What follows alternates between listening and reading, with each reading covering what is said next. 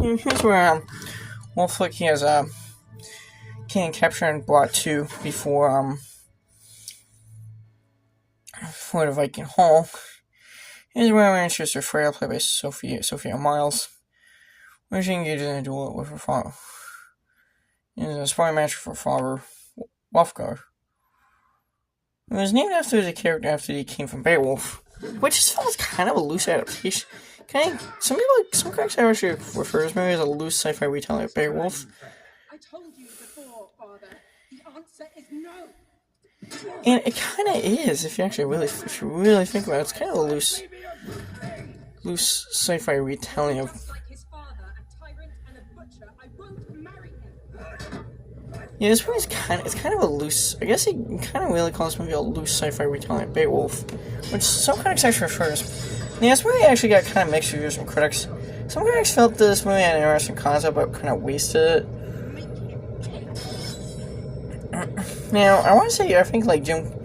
Now, these days, this movie's rarely ever talked about these days. It did get a blue... Outside of home video releases, it's rarely ever been... This movie really is not talked about much anymore. And honestly, I actually find this movie pretty underrated. Now, it's no masterpiece, but, I mean... It's pretty entertaining sci-fi fantasy flick,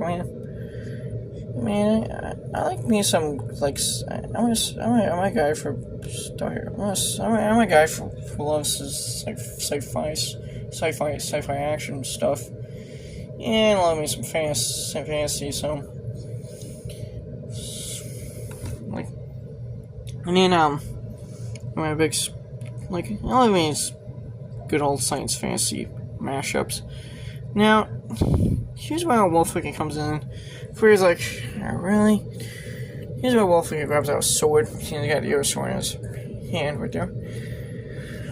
Like I said, this movie is actually one of Jack Hudson's really kind of breakout roles. Now, Jack Hudson, after this movie, his career really exploded when he did Boardwalk Empire. Now, after Boardwalk Empire, I don't think he had a whole lot of big movie roles. To be honest, I don't think he had any starring roles ever in his career.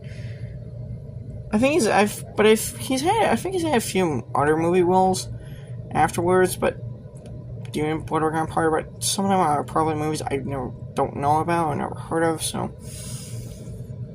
I can't really say that I'm an expert on the guy.